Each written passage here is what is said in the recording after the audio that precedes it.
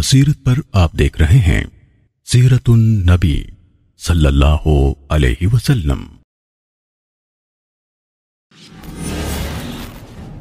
غزوہ ذی قرد۔ غزوہ ذی قرد غزوہ خیبر سے 3 دن پہلے واقع ہوا۔ اسے غزوہ غابہ بھی کہا جاتا ہے۔ اس غزوے کے ہیرو سلمہ بن اقوا رضی اللہ تعالیٰ عنہ تھے۔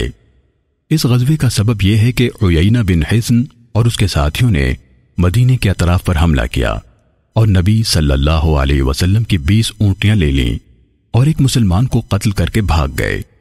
سلمہ بن اقوا رضی اللہ تعالیٰ عنہ نے پیدل ہی دوڑتے ہوئے ان کا پیچھا کیا۔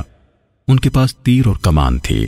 وہ دوڑتے جاتے اور تیر چلاتے جاتے یہاں تک کہ نبی صلی اللہ علیہ وسلم کی کچھ اونٹیاں واپس لانے میں کامیاب ہو گئے۔ نبی صلی اللہ علیہ وسلم کے پاس اس کی خبر پہنچی تو آپ نے آواز لگائی، ہوشیار ہو جاؤ، ہوشیار ہو جاؤ۔ چنانچہ شہسوار آپ کے پاس جمع ہو گئے تو نبی صلی اللہ علیہ وسلم ان کا پیچھا کرنے کے لیے نکل پڑے۔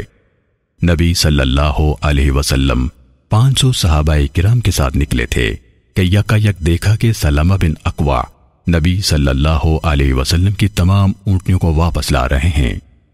نبی صلی اللہ علیہ وسلم کے شہسوار ابو قتادہ حارث بن ربیعی نے عبد الرحمن بن عیینہ کا پیچھا کیا اور اسے دبوچ کر قتل کر دیا۔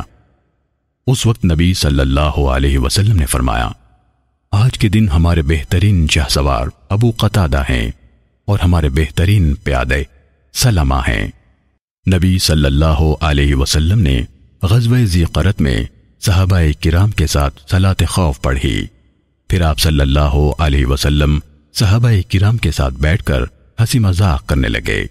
بلال رضی اللہ تعالیٰ عنہ نے ایک اونٹنی ذبح کی اور اس کا کلیجہ اور کوہان بھوننے لگے۔ پھر نبی صلی اللہ علیہ وسلم مدینے فتح یاب ہو کر لوٹے اور آپ کی ساری اونٹنیاں واپس کر لی گئیں۔ آپ پر ہمارے ماں باپ قربان، اور آپ کے صحابہ آپ کے پاس آنے جانے لگے۔